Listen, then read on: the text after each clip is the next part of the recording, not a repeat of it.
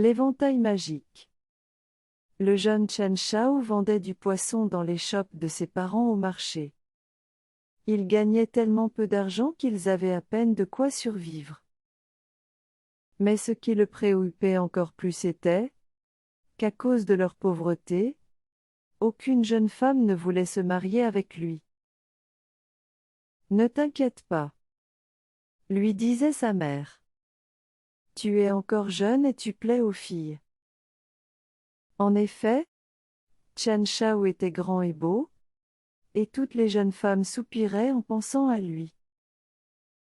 Mais leurs parents les décourageaient, leur disant: « La jeunesse passe vite. Que pourra t'offrir cet affamé quand vous aurez 30 ans ?» Et tout abandonnait leur rêve de mariage avec Chen Shao.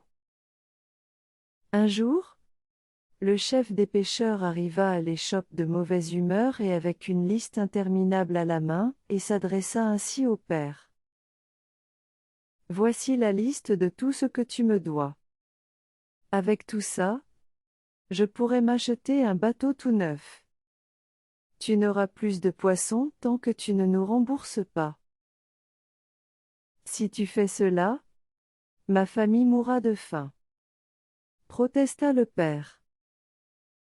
Alors, Chen Shao s'approcha du chef des pêcheurs et lui dit: « M'acceptes-tu comme marin sur ton bateau en paiement de la dette de mon père ?» Le pêcheur, appréciant sa forte carrure, accepta et dit: « Rendez-vous demain sur la plage, avant le lever du soleil. » Mais Chen Shao ne porta pas chance à l'équipage car ce jour-là, le bateau se brisa en deux et coula. Chen Shao s'accrocha à un morceau de bois qui flottait et se laissa emporter par les vagues. Après une nuit de frayeur au milieu des vagues, il arriva sur une île magnifique et vit une maisonnette en haut de la colline. Lorsqu'il y arriva, la porte s'ouvrit sur une jeune femme de toute beauté qui lui dit: « Enfin te voilà. Cela fait si longtemps que je t'attends. »« Tu m'attendais, moi ?» s'exclama Chen Shao surpris. « Je n'ai malheureusement pas le souvenir de t'avoir vu avant, » dit-il, déjà sous le charme de la jeune fille. « Tu ne m'as peut-être jamais vu, mais moi, cela fait de nombreuses années que je te connais. » Elle lui raconta alors qu'elle était la fille du dieu de la mer et qu'elle chevauchait parfois jusqu'à sa maison, et qu'elle le contemplait dans son sommeil. Chen Shao se dit que cela devait être un rêve, mais en se réveillant le lendemain matin, il constata que sa bien-aimée était toujours là, et lui disait: « Mais bien sûr que ce n'est pas un rêve. Mon père est bien le dieu de la mer et il ne sait pas que cette île que je lui ai demandée en cadeau était destinée à t'accueillir. Il serait capable de te tuer s'il l'apprenait. Tu ne dois sortir sous aucun prétexte. Pour toi, ma bien-aimée, je resterai caché dans l'espace d'un coquillage. » dit Chen Shao. Ainsi passèrent 10 mois de bonheur absolu pour les deux amoureux. Un jour, la jeune fille lui dit: « Aujourd'hui, c'est l'anniversaire de ma tante. Je dois y aller pour ne pas éveiller les soupçons de mon père. » Chen Shao était très triste car il ne pouvait plus vivre sans la jeune fille. « Je serai de retour ce soir même. » le consola-t-elle. « Si tu t'ennuies, tu peux ouvrir la fenêtre du nord, celle du sud, celle de l'est, mais en aucun cas celle de l'ouest. » Puis elle sortit une épée faite de perles et lui dit: « Si une créature étrange t'attaque, dis simplement: épée magique, coupe la tête de ce monstre et elle te protégera. » La princesse monta sur ton cheval ailé et s'envola dans les nuages. Le temps passait et Chen Shao commençait à s'ennuyer. Il pensait à sa bien-aimée et ne pouvait supporter l'attente de la revoir. Il ouvrit la fenêtre du nord, et aperçut toutes les beautés du monde. Puis il ouvrit la fenêtre du sud et il vit tous les oiseaux du ciel réunis devant lui. Il ouvrit la fenêtre de l'est, et vit toutes les richesses de la mer.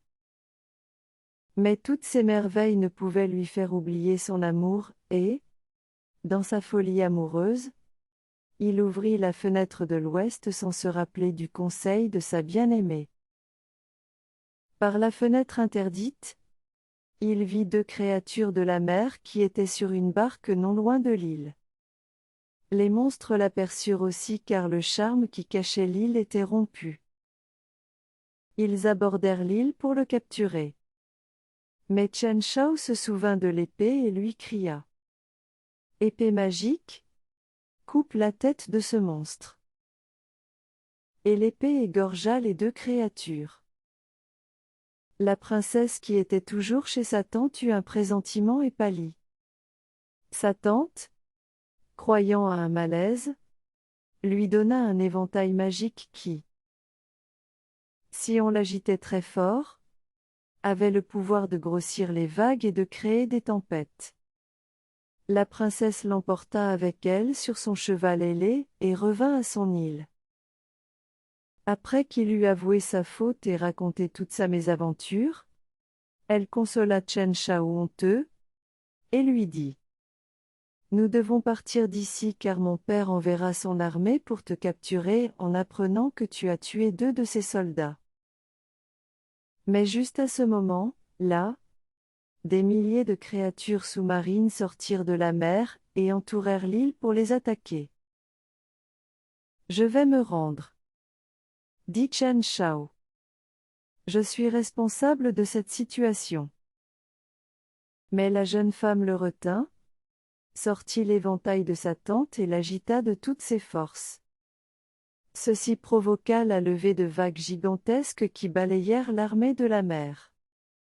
« Sauvons-nous d'ici, » dit-elle. « Nous avons gagné une bataille, mais nous ne gagnerons pas la guerre. » Ils montèrent sur le cheval volant et se rendirent au village de Chen Shao, où elle lui dit encore : « Prends-moi pour épouse, ainsi mon père saura que je t'aime, et arrêtera de nous poursuivre. » « Mais je suis pauvre, » dit Chen Shao. La jeune femme lui sourit et commença à secouer sa chevelure. Il en sortit perles, coraux, et d'autres nombreux trésors de la mer.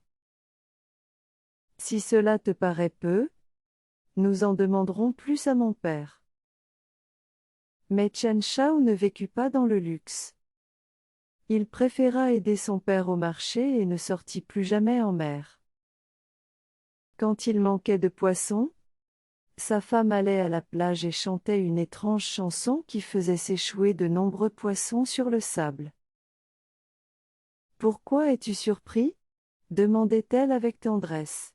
« Mon père est le dieu de la mer et c'est sa chanson préférée. » Et elle agitait l'éventail pour grossir les vagues et pour que sa tante sache qu'elle se rappelait d'elle.